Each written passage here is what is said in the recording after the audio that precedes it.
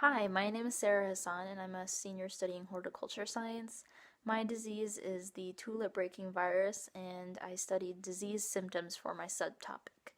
I did a watercolor painting of the disease symptoms, so it shows the color breaking of the tulips. And the reason why it's important is because there's a really big historical significance. It caused the 17th century tulip craze known as tulip mania in Holland.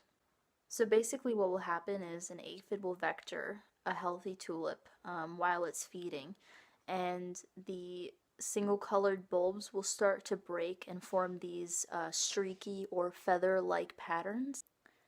And it wasn't really discovered that this color breaking phenomenon was caused by a virus. A lot of people thought that it was due to environmental factors, so they altered a lot of things like soil conditions, water availability, and it wasn't until 1928 when Dorothy Cayley did some bulb manipulating experiments and she inoculated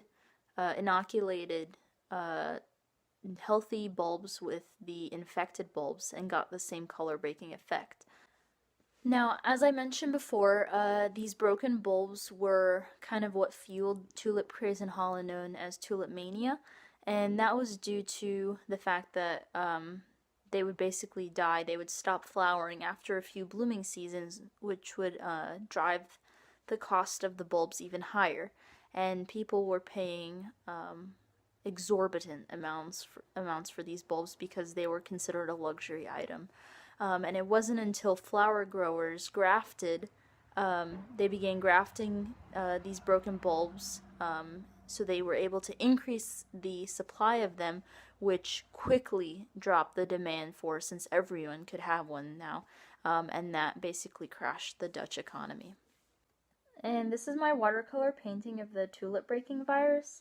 I tried to paint the tulips in a way where it would show some of the streaking that was reminiscent of the tulip breaking virus and what caused such a craze for these bulbs.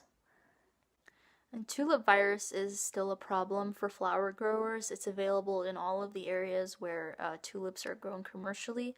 It's very hard to control this virus because it is a virus and it's systemic. But there's research going on right now to study the effects of controlling the aphid population and using that to control the virus itself. And people still like the way that broken tulips look, and plant breeders have been able to breed the color breaking effects without having the virus actually infect the bulbs.